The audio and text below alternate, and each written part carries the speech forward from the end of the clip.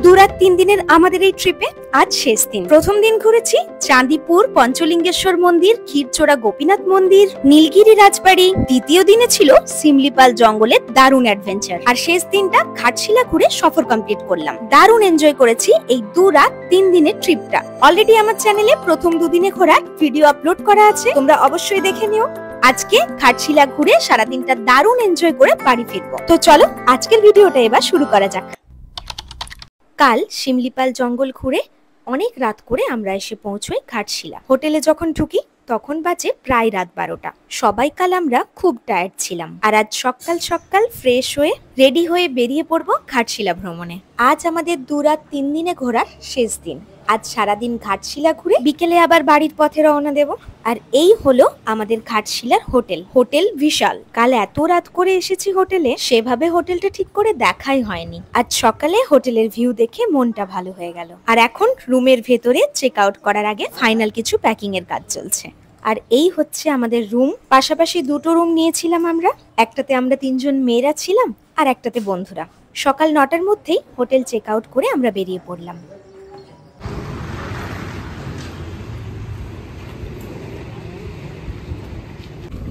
সকাল সকাল উঠে শুধু চা খেয়ে বেরিয়ে পড়েছি। তাই ভাবলাম আগে ব্রেকফাস্ট করে তারপর ঘোরার প্ল্যান করা যাক। কিছুক্ষণ মেন রোডের কাছে আসতেই একটা সাউথ ইন্ডিয়ান দোকান দেখতে পেয়ে গেলাম। ওখান থেকে সবাই মিলে ইডলি, ধোসা, সাম্বার খেয়ে চটপট ব্রেকফাস্টটা সেরে নিয়ে আবার বেরিয়ে পড়লাম ঘুরতে। আজকে আমাদের প্রথম ডেস্টিনেশন ঘাটশিলার চিত্রকূট পাহাড়। এই চিত্রকূট পাহাড়ের একদম ওপরে রয়েছে চিত্রকূট মন্দির। আমরা এখন পাহাড়ের এই ছোট্ট ছোট্ট সিঁড়ি বেয়ে মন্দিরের উদ্দেশ্যে এগিয়ে চলেছি। 10টা সাড়ে 10টা বাজে সবে, কিন্তু বেশ কড়া রোদ তখন।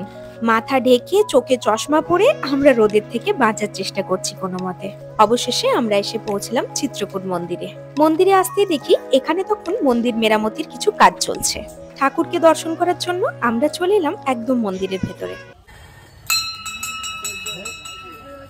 ওখানের একজন পুরোহিতের কাছে জানতে পারলাম এই বিশাল উইঢিবি থেকে নাকি নিজে নিজেই এই হর পার্বতীর মূর্তি তৈরি হয়েছে। আর পাশেই রয়েছে স্বয়ং মহাদেবের শিবলিঙ্গ। কি অদ্ভুত, তাই না? একটা উইঢিবি থেকে পুরো ভগবানের আকৃতি তৈরি হয়ে গেছে। মন্দির থেকে বেরিয়ে এই সুন্দর পাহাড়ের কোলে আমরা এবার বেশ কিছু ছবি তুলে নিলাম। এরপর বেরিয়ে পড়লাম গৌরীকুঞ্জের উদ্দেশ্যে।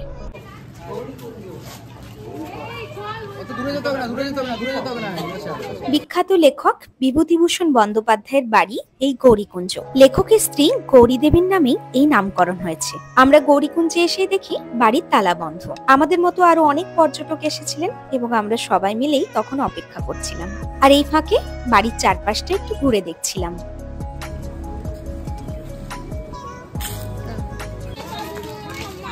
এখানে অপুর পাঠশালা নামে বাচ্চাদের একটা স্কুলও রয়েছে দেখলাম। মিনিট 10 পরে দরজা খুলতেই আমরা চলে গেলাম বাড়ির ভেতরে। সেখানে গিয়ে দেখলাম লেখকের লেখা বই, চিঠি, তার ব্যবহৃত পোশাক, বাদ্যযন্ত্র, ছোটবেলা বড়বেলার কত পুরনো ছবি। সত্যি যেন এক সংগ্রহশালায় ঢুকে পড়েছি। বেশ অনেকটা সময় গৌরীকুঞ্জে কাটিয়ে আমরা আবার বেরিয়ে পড়লাম।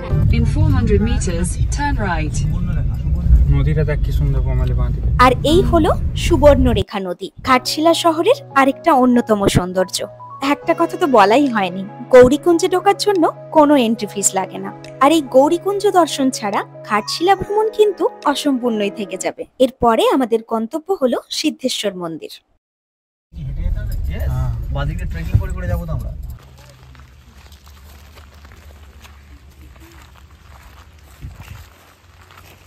সিদ্ধেশ্বর পাহাড় বেয়ে প্রায় 1 কিলোমিটার ওপরে আছে সিদ্ধেশ্বর মন্দির।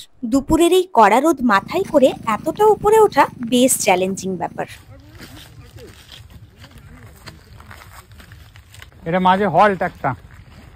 ওপর থেকে যেসব দর্শনার্থীরা মন্দির দর্শন করে নামছিলেন, আমরা শুধু তাদের জিজ্ঞাসা করছিলাম আর কতটা উপরে উঠতে হবে। সবার শুধু একটাই উত্তর, বেশ অনেকখানি রাস্তা বাকি এখনো। এই আঁকা বাঁকা পথ বেয়ে পাহাড়ে ওঠা কিন্তু বেশ কষ্টকর।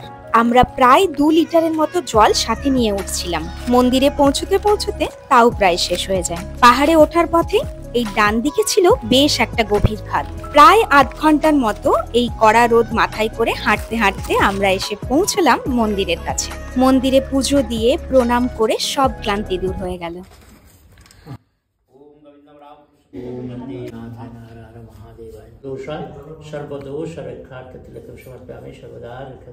ওখানে স্থানীয় মানুষ এবং পুরোহিতের কাছে জানতে পারলাম এই মন্দির নাকি খুবই জাগ্রত, আর পাহাড় থেকেই নাকি এই মন্দিরে শিবলিঙ্গের আবির্ভাব ঘটে। আর পাহাড়ের এই ওপর থেকে দূরের পরিবেশটা দেখতে অপরূপ লাগছিল। মন্দিরের পাশে ছিল একটা নন্দীর মূর্তি, আর পাহাড়ের এই অপরূপ সৌন্দর্যটাকে স্মৃতির পাতায় ধরে রাখতে অনেক অনেক ছবি তুলে নিলাম আমরা। পাহাড়ের ওঠানামার এই জার্নিটাকে একটা বেশ ছোটখাটো ট্রেকিংই বলা চলে। এরপর আবার রওনা হলাম পরবর্তী গন্তব্যের উদ্দেশ্যে। ওটার কি নামটা দেখি কেউ বলতে পারে নাকি? বল, আমি বলতে পারবে? তখন আর কিছুতেই নামটা মনে করতে পারছিলাম না। এর নাম ছিল গালুডি ব্যারেজ। ফেরার পথে রাস্তাতে ব্যারেজটা পড়েছিল। ওই যে দূরে একটা মন্দির দেখা যাচ্ছে, ওটা হলো ঘাটশিলার বিখ্যাত রঙ্কিনী দেবীর মন্দির। ওখানকার স্থানীয় মানুষের কাছে জানতে পারলাম মন্দির এখন বন্ধ থাকে, তাই বাইরে থেকেই দেবীকে প্রণাম করে আমরা আবার বেরিয়ে পড়লাম। সারাদিনে এদিক ওদিক ঘুরে আমাদের সবার খুব খিদে পেয়ে গেছিল, তাই এবারে একটা লাঞ্চ ব্রেক নিয়ে দুপুরের খাওয়া দাওয়াটা সেরে ফেলবো ঠিক করলাম। গুগল লোকেশন দেখে চলে এলাম পথের পাঁচালীতে। লেখক বিভূতিভূষণের জায়গায় এসে পথের পাঁচালী নামের এই রেস্টুরেন্টটা বেশ মনে ধরলো। বেশ সুন্দর আর ছিমছাম সাজানো গোছানো এই রেস্টুরেন্টটা। রেস্টুরেন্টে ঢুকে প্রথমে মেনু কার্ড দেখে খাবারটা অর্ডার করে দিলাম। রাইস, ব্রেড থেকে শুরু করে চাইনিজ সব ধরনের খাবারই অ্যাভেলেবেল ছিল এখানে। কিছুক্ষণ অপেক্ষার পরেই আমাদের খাবার এসে হাজির। আমরা সবাই অর্ডার করেছিলাম একটা করে চিকেন থালি, যার মধ্যে ছিল ভাত, ডাল, 2 রকমের ভাজা, একটা সবজির তরকারি, চিকেন কষা, চাটনি, পাঁপড় আর মিষ্টি।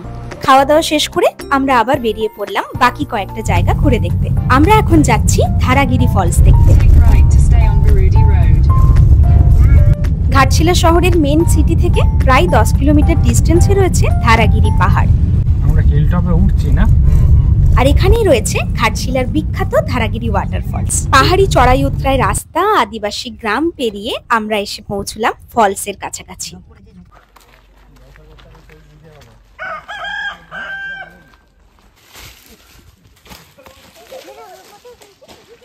গাড়িটা এক জায়গায় পার্কিং করে আমরা এবার হেঁটে চলেছি জঙ্গলের মধ্য দিয়ে। ওখানকার লোকাল মানুষের সাহায্য নিয়ে প্রায় মিনিট 15 রাস্তা হেঁটে পেরিয়ে আমরা অবশেষে এসে পৌঁছলাম পাহাড় আর জঙ্গলে ঘেরা এই ওয়াটারফলস দেখতে। খুব বড় স্রোতের যে ফলস সেটা কিন্তু নয়, তবে ওখানে স্থানীয় মানুষের কাছে জানলাম বর্ষাকালে এর রূপ হয় নাকি ভয়ঙ্কর। তবে পাহাড় আর জঙ্গলের ভেতরের এই পরিবেশটা অসাধারণ লাগছিল দেখতে। ফলস দেখে যখন বেরোই সূর্য তখন পশ্চিমে, আর সানসেটের আগেই আমাদের পৌঁছাতে হবে সানসেট পয়েন্টে।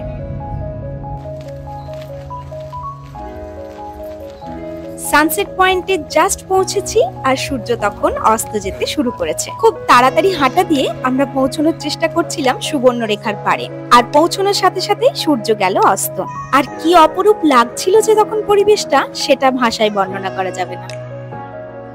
এরপর বাড়ি ফেরার পালা। বেশ অনেকটা রাস্তা পেরিয়ে আমরা ঠিক করলাম একটু টিফিন করে নেওয়া যাক, আর এখান থেকে খেয়ে নিলাম চা, ব্রেড পকোড়া, ঘুগনি। দেখি ওইটাই খায় দুজন মিলে।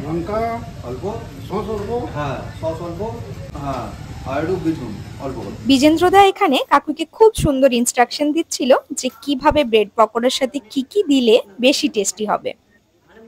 টিফিন সেরেই সবাই আবার গাড়িতে উঠে পড়লাম। এবারে টানা গাড়ি চলবে বাঁকুড়া পর্যন্ত।